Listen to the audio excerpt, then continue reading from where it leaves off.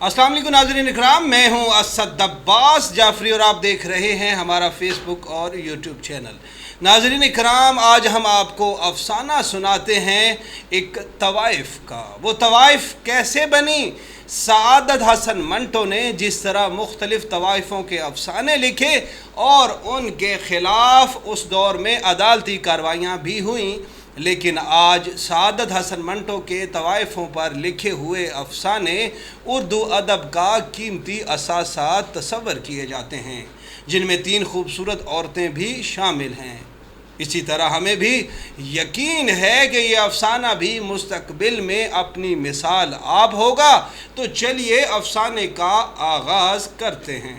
ये अफसाना है सियालकोट में पैदा होने वाली 3 लड़कियों से मुतालिक, जिन्हें किसी भी तरह मुआशरे में आगे बढ़कर अपना मकाम बनाना था।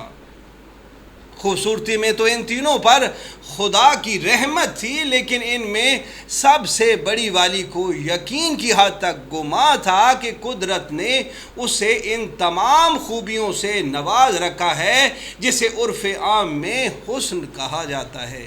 इनका एक भाई भी था जो सबसे छोटा था, लेकिन घर में इन तीनों लड़कियों का राज था और सबसे ज़्यादा हाकमियत उसी की थी जो सबसे बड़ी थी। बाकी 2 ने भी अगर कुछ करना होता तो बड़ी वाली की रजामंदी ज़रूर हासिल की जाती। ये घराना बहुत अमीर तो ना था, लेकिन क्योंकि वालदा स्कूल टीचर थी लिहाजा गुज़र बसर अच्छी तरह हो जाता था।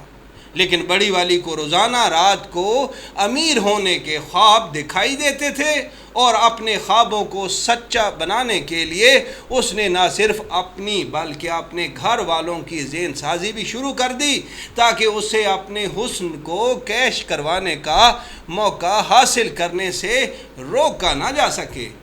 अपने दरमियाने से हुस्न का इस्तेमाल बड़ी वाली ने स्कूल के ज़माने से ही कर दिया था, जहां मर्द असातिज़ा को पासिंग मार्क्स लेने के लिए अपनी तरफ मुतवज्जे किया जाता था।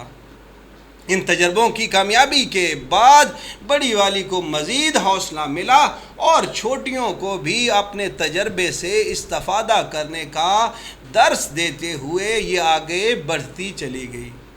फिर एक वक्त आया जब बड़ी वाली को एहसास हुआ कि सियालकोट छोटा शहर है और उसके ख्वाब बड़े बड़े हैं।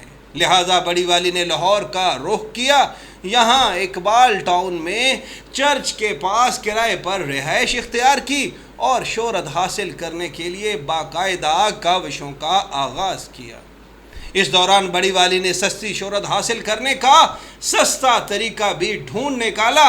ज़ोंग की सिम खरीदी और कॉन्फ्रेंस कॉल्स करके इस उम्मीद पर लड़कों से ऑडियो चैट करना शुरू की कि शायद कोई अमीर ज़्यादा हाथ लग जाए जो इसके ख्वाबों की ताबीर का बायस बन सके। इन दिनों वीडियो कॉल्स का रिवाज ज़्यादा आम नहीं था, लेकिन बड़ी वाली ने वीडियो कॉल्स पर अपने जिस्म की नुमाइश भी लगाई, जिसे देखने की कीमत ज़ोंग का कार्ड हुआ करती थी। इस दौरान कोई अमीर ज़्यादा तो हाथ ना लगा, लेकिन कुछ ऐसे लोग ज़रूर हाथ लग गए जो बड़ी वाली को बड़े लोगों के बेडरूम तक पहुंचाने का ज़रिया बन सकते थे। इनमें से एक नाम आंटी का भी था, जो मामूली मुलाजमत के अलावा लोगों के घरों में भी काम किया करती थीं।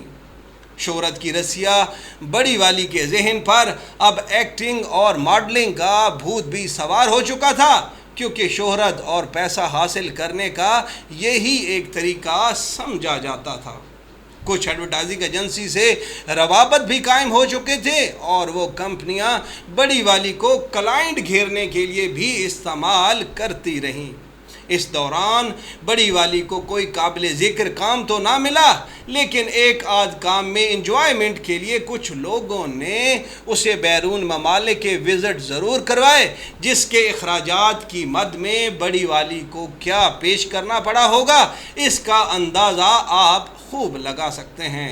इतनी कोशिश और इज्जत समेत अपना सब कुछ पेश करने के बाद बिलाखिर बड़ी वाली को एक नामवर चैनल के एक नामवर प्रोग्राम में मामूली लेकिन मुस्तकिल नौइयत का किरदार मिल ही गया तो इसने अपनी छोटी बहनों के लिए जगह बनाने की काविशें शुरू की। इस मकसद के लिए मुख्तलिफ चैनल्स के प्रोग्राम प्रोड्यूसरों से रब्ता करना शुरू किया और छोटियों को एडजस्ट करवाने के लिए उन्हें हर तरह की ऑफर्स करना अब बड़ी वाली की रोज़मर्रा का मामूल बन चुका था। इन सब काविशों के दौरान जिस चीज़ का इसे एहसास नहीं था वो ये था कि उमर का घोड़ा सरपट दौड़ता चला गया और उससे ये एहसास ही ना हो सका कि कब इसकी उमर का घोड़ा मुँहज़ोर जवानी के गुलशन से होता हुआ बुढ़ापे के वीरान सहरा में दाखिल हो गया। अब चैनल की नौकरी भी ना रही और शोहरत के साथ साथ पैसा कमाने का ख्वाब भी किसी हद तक तो पूरा हुआ, लेकिन कई हसरतें ऐसी थीं जो सिर्फ हसरतें ही रहीं। शोहरत और दौलत कमाने के हवस सताने लगी तो एक बार फिर टेक्नोलॉजी का इस्तेमाल करते हुए सोशल मीडिया का सहारा लिया गया। इस दौरान कहानी में एक नया मोड़ उस वक्त आया जब बड़ी वाली की पुरानी नायिका स्वीटी आंटी के हाथ में एक ऐसी खूबसूरत लड़की लगी जिसे देखने के बाद बड़ी वाली और स्वीटी आंटी दोनों ने ये सोचा कि इस खूबसूरत लड़की की सूरत में उन्हें बुढ़ापे का सहारा मिल गया है, लिहाजा अब इनका बुढ़ापा भी पैसा इकट्ठा करने में गुजर जाएगा। लेकिन ये तदबीर भी तब उल्टी पड़ गई जब उस बच्ची के लवाहिकीन ने अपनी बच्ची की वापसी के लिए हर हद तक जाने का पुख्ता इरादा कर लिया। देखते ही देखते दुनिया भर से बच्ची के लवाहिकीन के हक़ में आवाज़ें बुलंद होना शुरू हुईं तो बड़ी वाली पर खौफ तारी होने लगा। फिर स्वीटी आंटी और बड़ी वाली ने मज़लूमियत का कार्ड खेलने का फ़ैसला किया। इस सारी तगोदो में बड़ी वाली एक मुकम्मल तवाइफ़ा का रूप धार चुकी है।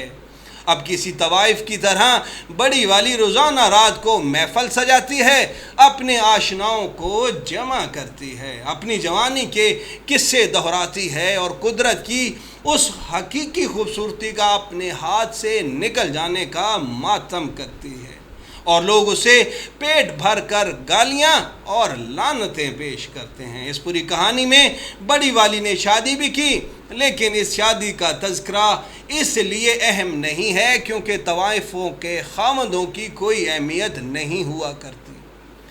इन्हें तो रखा ही इसलिए जाता है कि वो सहूलतकारी के अलावा कुछ करने के काबिल ही नहीं होते, लिहाजा इस तवाइफ़ का खामद भी उसी तरह बेज़रर है जैसे तवाइफ़ों के खामद हुआ करते थे। जिस चीज़ का उससे आज भी एहसास नहीं वो ये कि उमर का घोड़ा आज भी उसी रफ्तार से सरपट दौड़ता चला जा रहा है जैसे पहले दौड़ता रहा था। जो बासर लोग अहदे शबाब में इस तवाइफ के लिए कुछ भी करने को तैयार रहते थे, आज या तो वो ताइब हो चुके हैं या फिर कोई और मचलती जवानी उनके साथ है। लिहाजा इस तवाइफ के बार बार पुकारने पर भी कोई इसकी आवाज़ सुनने और रिस्पॉन्स देने को तैयार नहीं। इस तवाइफ को कौन समझाए कि तवाइफों का यही मुकद्दर होता है, जब जवानी ढल जाए तो कोई शक्ल भी नहीं पहचानता। कैसा लगा आपको ये अफसाना? उम्मीद है आपको ये तहरीर ज़रूर पसंद आई होगी। हमें अपनी आरा से ज़रूर आगाह कीजिएगा और यहाँ ये ज़रूर वाज़ह कर दें कि इस अफसाने का हकीकत से कोई ताल्लुक़ नहीं। अगर किसी को इस अफसाने में बयान की हुई कहानी उसकी अपनी ज़ाती कहानी लगे तो इसमें हमारा कोई कसूर नहीं।